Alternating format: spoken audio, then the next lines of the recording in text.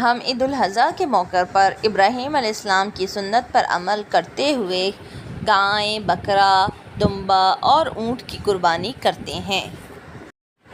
آئیں میں آپ کو احمد کی عید کی تیاریوں کے بارے میں بتاتی ہوں۔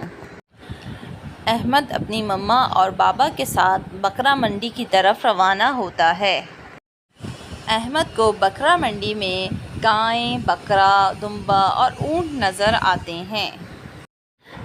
احمد کو ان تمام جانوروں میں سے گائے بہت پسند آتی ہے اور وہ اسے خریدنے کے لیے اپنے ابو کو راضی کرتا ہے۔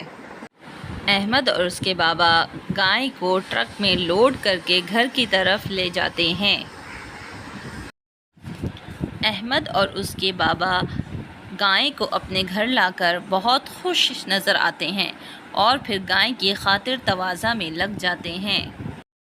پھر احمد اپنی گائے کو گھاس چرانے کے لیے لے جاتا ہے۔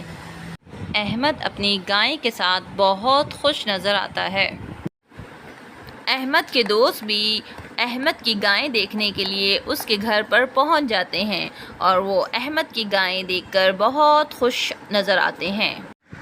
احمد اور اس کے دوست کبھی گائے کو چارہ کھلاتے ہیں تو کبھی اس کے گلے میں ہار ڈالتے ہیں۔ اسی طریقے سے وہ اپنی گائے کے ساتھ کھیلتے کودتے نظر آتے ہیں۔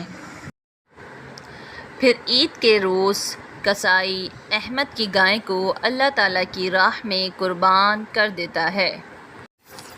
پھر احمد اپنی امی اور بہن کے ساتھ مل کر باربیکیو کرتے ہیں اور اس طرح وہ اپنی عید کا مزہ دوبالا کرتے ہیں۔ اگر آپ کو میری ویڈیو پسند آئے تو اسے لائک، شیئر اینڈ سبسکرائب کر دیجیے گا۔ شکریہ۔ اللہ حافظ۔